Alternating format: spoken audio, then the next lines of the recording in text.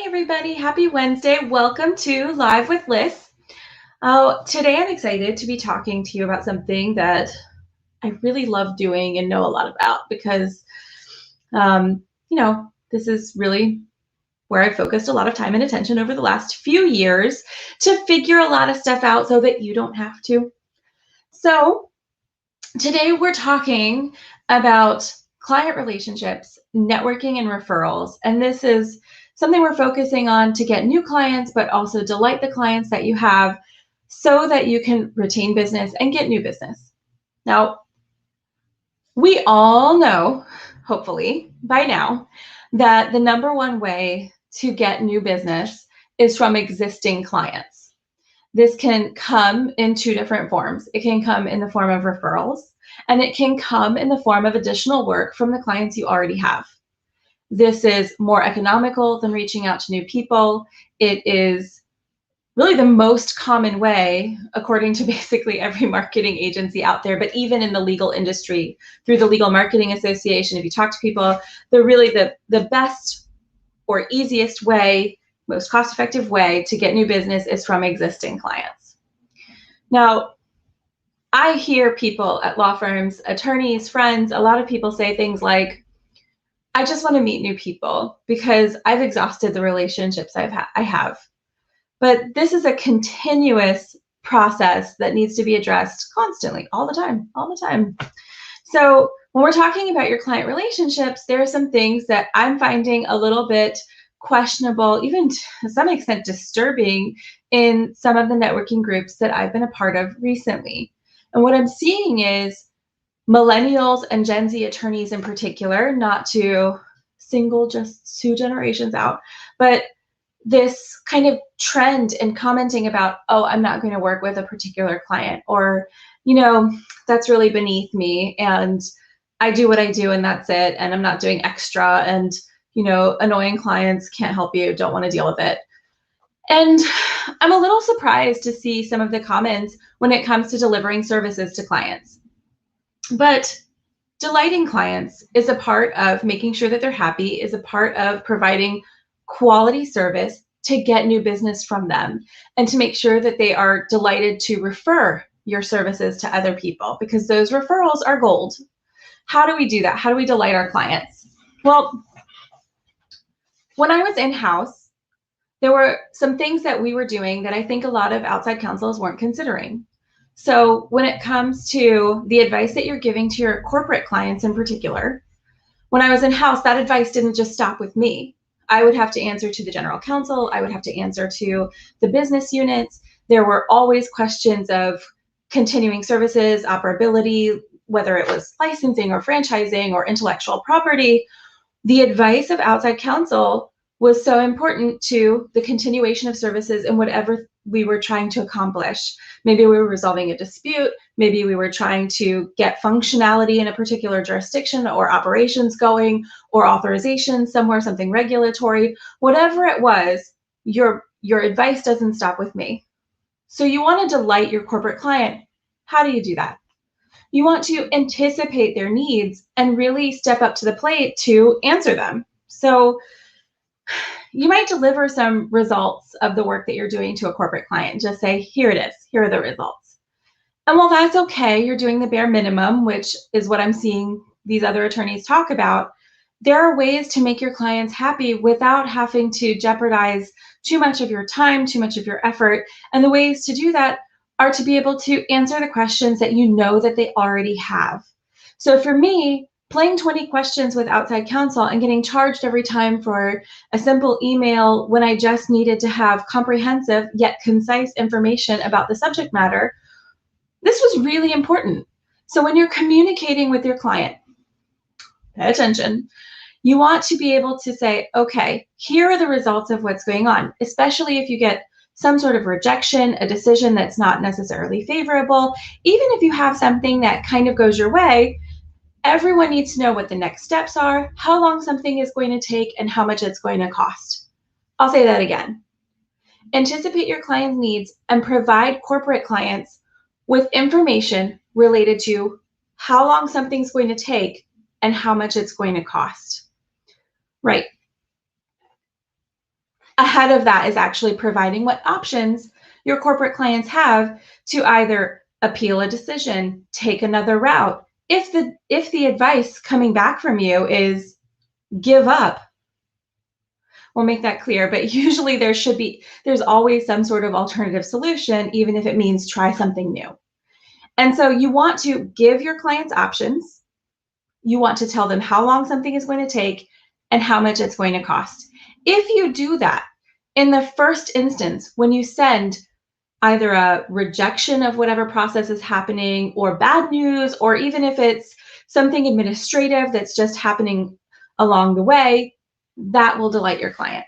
That means they don't have to go back and ask you 20 questions to figure something out. You want to go above and beyond even those 3 things. Give a very simple risk assessment. High, medium, low. This is a chance of success. And this is how long something's going to take. This is how much it's going to cost. We recommend XYZ if money were no object X. Give something to them along with the bad news, and you've delighted them. Councils that did that, no brainer for me. I'm going to refer their services to other people. I'm going to make sure the other corporations I work with know how amazing this outside counsel is and how easy they made my life. Now you step back and you say, how can I possibly do that? I'm too busy. I have a life. I don't want to deal with this. So we will do a separate edition of Live with Liz that focuses on this. But very concisely, the way to do that is to make sure that your workflows are optimized, automate where you can, and delegate where you have to. So those 3 things will make it easier for you to be able to provide that higher level service, that higher quality of service, to delight your clients. So delighting your clients with those methods is only a part of it. And I have to say, communicating effectively, huge portion of that. So, and even just sending an accurate email with proper grammar can get you a new client, especially when you're dealing with certain US clients, maybe even some paralegals who have excellent grammar themselves. It's amazing how long and far good grammar will go for you when it comes to making your clients happy and getting you work. But aside from that, say your clients are completely happy and they're going to refer your services and you're like, okay, it's time to network and meet with new people and get additional work this way. Yes, networking is incredibly important. Yes, it has been an enormous challenge for the last 1.5 years and into the foreseeable future. Now, there are some people for whom networking comes naturally. You know, I like to be friends with everyone. I really do. And I mean, I've never met a stranger. I come up to people like, hello, how are you? I don't know you, but you're my bestie. I know that's a little intimidating. That's culturally very strange to people outside of, I mean, and not all Americans are like this either. So I'm not representative of my entire culture when I say that. But when we're looking at best practices for networking, a piece of advice that I've given and that I see other people give time and again is make friends. Why? People want to work with people they're friends with. If you feel like you know someone, you feel like you can trust them, of course you want to make sure that they're successful, help toward that success if you can, without thinking too much about it. You know, you want to be first of mind with someone. My friends come to my mind first before I go to LinkedIn and search for somebody in a jurisdiction because I need to make a referral. That's not easy for everyone. So if this first piece of it, making friends, is not something that you're comfortable with, maybe you're too shy, maybe maybe you're like, you're not really my friend anyway. Oh, side note, I was I was watching probably a TikTok because that's my latest addiction. And I learned about a cultural diverse situation where somebody said, hey, we're not really friends if I haven't been to your house. And that was the measure. So for all of you out there whom I consider to be my friends, if you haven't been to my house, please consider this your formal invitation to visit me in Houston, post-pandemic, post-vaccination, safely, but you're welcome here anytime because yes, we are friends and I would love for you to visit my home. Okay, moving on. So if you are someone who struggles on this level, say we've got the insights, transparency is there, we know who we need to meet with, we know why we need to meet with them, we've figured out where we're going to meet, Thanks, Deseo. Now that we've figured all of this out, you're too shy. You're not going to walk up to these people, or if you are, your foot is going to be in your mouth, you're not sure. For you, please, this is where professional coaching and professional development can help you. And if you're on the fence about hiring someone or contracting an hour or two here or there, if you are one of these people, this has high value for you. And it doesn't have to be me, it doesn't have to be Firm Forward, but find someone you connect with to do just a little bit of professional development and coaching to help you overcome that, and to at least get to a place where you're comfortable, even if you're not making friends, networking in an effective way for you. Because if you are one of these people, you likely will benefit from one-on-one help to figure out what makes the most sense. Now you get into this room, maybe you don't have all of the insights together, maybe you're getting introduced to new people, maybe from current clients. You should always ask, right? There's no harm in asking if they can help you out and introduce you to people they know. Maybe you're just having a conversation with them because you know them. When you're in this environment and you're doing this, there are some things that you're not going to be actively thinking about, but hey, think about them right here and right now. Listen to what they have to say. If they have not introduced themselves fully or explained their services or their industry or whatever it is they do, ask them questions to learn more about them before you dive into what you have to offer them. Your interest in them is an excellent way to make that connection and to at least get the ball rolling in this relationship so that you have something to jump off from. And then at some point, yes, introduce yourself and introduce your services. There may even be a good intersect or interjection you can make when they're sharing who they are and what they do with you, so that you can respond effectively and then start that friendship off, kick it off in a good way, just by being an active listener and putting importance on what they have to say. Clearly, make eye contact, clearly listen to them, and then build from there. Remember what they're saying so that later on you can follow up with them, connect with them on LinkedIn, send them a lovely email. Now, this ongoing connection and communication and engagement with people. Of course, there comes a moment where you have to actually ask for the work. And a lot of people never, ever do this. You have these relationships, it's amazing, you're excellent at networking, and yet you don't get the work.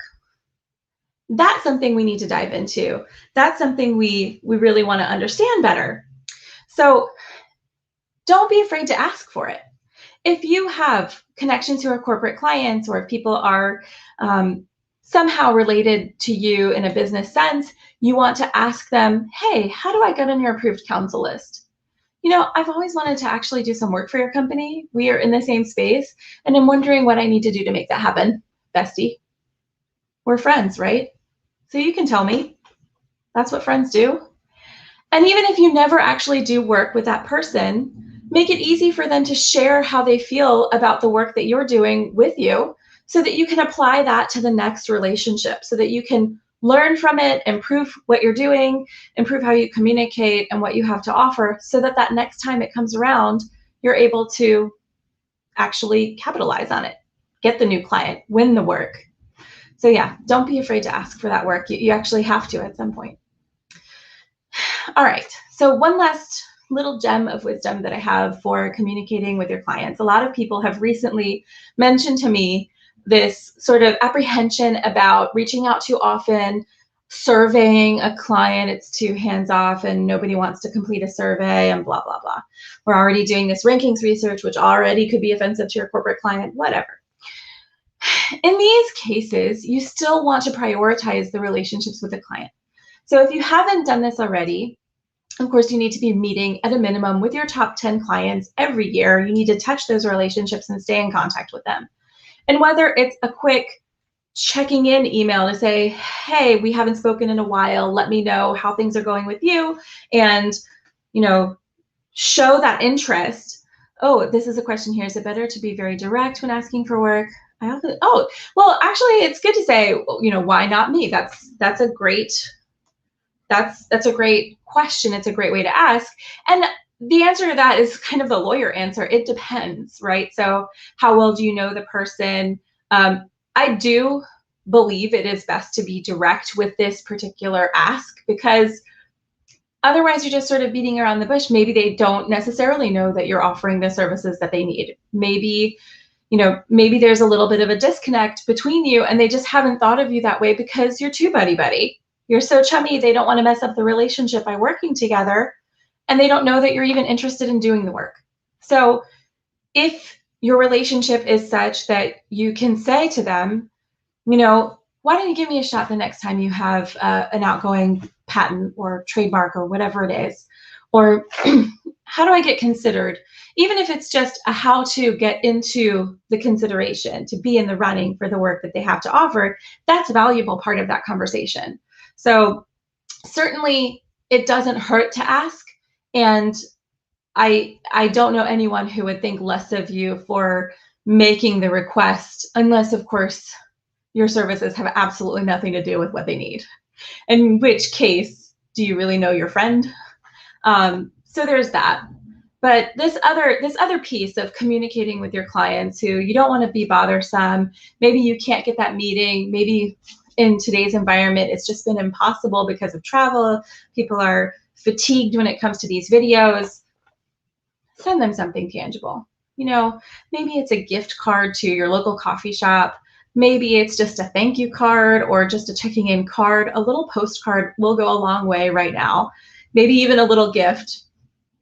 You can definitely delight people, make their day brighter by doing this, and maintain a connection even from afar. So that is what I have to say today. If you have questions about networking, whether it's online or in person, if you have a need for this professional development or coaching, reach out to us, solutions@firmforward.com, or visit our website, www.firmforward.com, and schedule a session with us to just chat it out. We're happy to help you. And I was sincere about that invitation to Houston. So, hey, friends, don't forget about me if you come to H-Town. Have a great rest of your week, everybody. And see you next time on Live with Liz.